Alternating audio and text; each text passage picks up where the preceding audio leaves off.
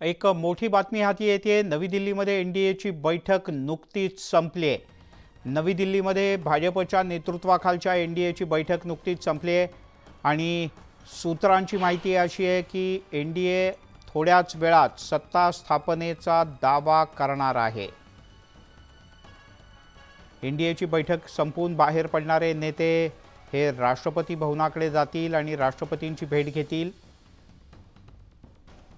यामध्ये नरेंद्र मोदी, जे.पी. नड्डा, अमित शाह, नितीश कुमार आणि अन्य काही नेते असतील आणि एनडीएच्या वतीने आजच सत्ता स्थापनेचा दावा केला जाऊ शकतो अशी सूत्रांची माहिती आहे।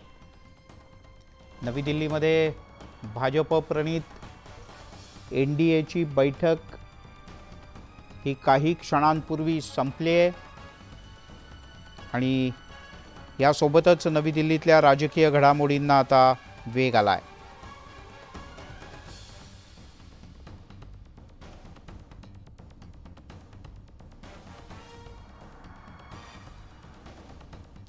ज्यांनी आत्ताच टीव्ही लावलाय त्यांच्याकरता या क्षणाची सगळ्यात मोठी आणि महत्त्वाची बातमी नवी दिल्लीतून हाती येते। हा जो सगळा गाड्यांचा काफिला दिसतोय हा एनडीएच्या नेत्यांच्या गाड्यांचा काफिला आहे। एनडीएचे सर्व प्रमुख नेते हे बैठक संपून बाहेर पडतायत। प्रशांत लीला रामदास आहेत थेट दिल्लीहून। प्रशांत, कोण कोण नेते बाहेर पडतायत आणि काय पुढचं नियोजन आहे, काय निर्णय झालाय, काही कळू शकलंय? एनडीएची बैठक संपलेली आहे। एनडीएच्या बैठकीनंतर सर्व नेते जे आहेत ते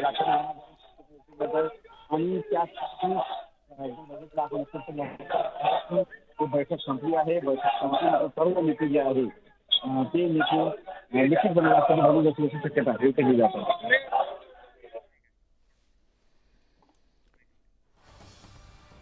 प्रशांत, तुर्तास धन्यवाद या माहितीबद्दल।